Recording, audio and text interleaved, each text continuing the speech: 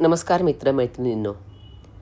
आजचा हा वेळ फक्त ऐकण्यासाठी नाही, तर स्वतःला भेटण्यासाठी आहे.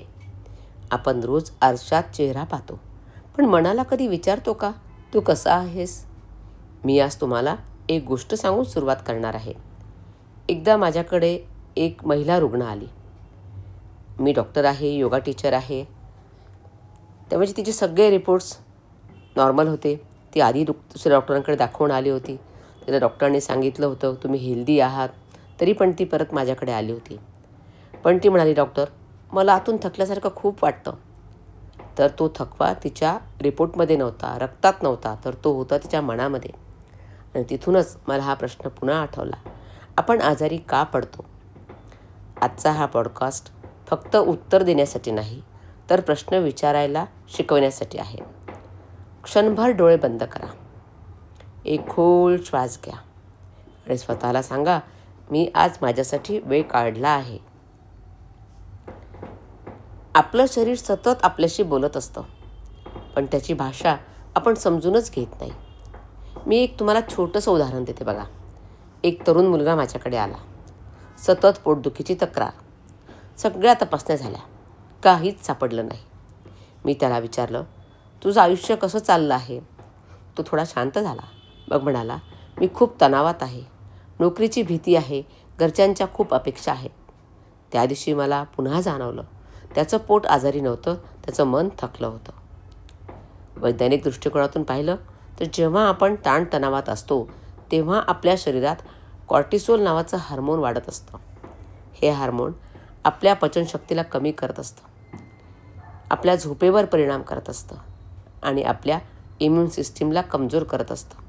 म्हणजेच मन थकलं आणि शरीर आजारी पडलं असं होतं.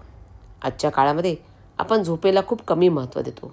नंतर झोप घेऊ असं म्हणतो, पण शरीराला नंतर समजत नाही, त्याला आजच विश्रांती हवी असते. थोडा विचार करा, आज तुम्ही शेवटचं कधी निवांत झोपलात? मन म्हणजे एक जुन्या आठवणींची खोली असते. आपण जरी विसरलो तरी मन मात्र विसरत नाही. एकदा एक महिला माझ्या योगा क्लासमध्ये होती. तिला कायम मान दुखायची. आसनं केली, प्राणायाम केला तरी फरक पडत नव्हता. एक दिवस ध्यानाच्या वेळी ती रडायला लागली. तिच्या आयुष्यातला एक जुना प्रसंग बाहेर आला. ती म्हणाली, मी कधीच कोणालाही सांगितलं नव्हतं. त्या दिवसानंतर तिच्या मानेचा त्रास हळूहळू कमी झाला. ही काही जादू नव्हती, हे मनाचं ओझं थोडं हलकं झालं होतं. आपण योगामध्ये म्हणत असतो, मनात जे अडकलं आहे ते शरीरात दिसत असतं. आज आपण खूप गोष्टी घेऊन टाकतो, राग व्यक्त करत नाही, दुःख बोलून दाखवत नाही आणि शरीर ते बोलायला लागतं. म्हणून कधीतरी आपल्या मनालाही बोलू द्या. कुणाशी तरी, कागदावर किंवा स्वतःशी तरी बोलायला शिका. आता गर्भसंस्काराबद्दल मी थोडं सांगते. एक आईची कथा सांगते बघा. मी तुम्हाला एक खूप सुंदर अनुभव सांगणार आहे. एक गर्भवती आई माझ्या गर्भसंस्कारला यायची. ती खूप घाबरलेली होती. पहिलं बाळ, खूप भीती. आम्ही रोज श्वसन, ध्यान, सकारात्मक संवाद करायचो. ती रोज बाळाशी बोलायची, मी शांत आहे, तू सुरक्षित आहेस. डिलिव्हरीनंतर ती मला म्हणाली, माझं बाळ खूप शांत आहे. हे ऐकून माझ्या डोळ्यात पाणी आलं, कारण मला माहीत होतं ती शांतता त्या 9 महिन्यात तयार झाली होती. गर्भसंस्कार फक्त बाळासाठी नाही, तो आईसाठीही असतो. आई शांत झाली तर घर शांत होतं. घर शांत झालं तर समाज शांत होतो. आरोग्याचा सगळ्यात मोठा प्रभाव आहे. आता आपण आयुष्याच्या नकाशाबद्दल बघूया. योग आपल्याला एक सुंदर नकाशा देतो. 5 स्तरांचा नकाशा. शरीर, श्वास, मन, बुद्धी आणि आनंद. आपण बहुतेक वेळा फक्त शरीरावर काम करतो, डाएट, एक्झरसाईज, पण श्वास, विचार, आनंद याबद्दल कधी विचार करतो का? हे कुठे राहतात?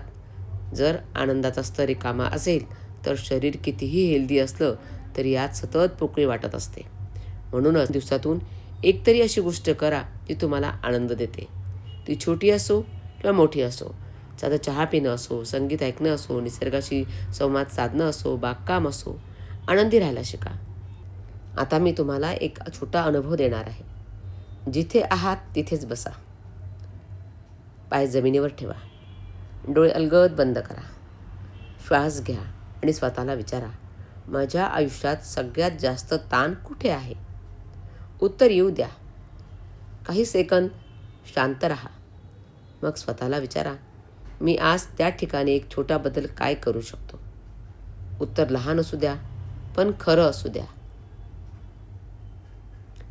आज आपण फक्त आजाराबद्दल नाही, तर स्वतःबद्दल बोललो.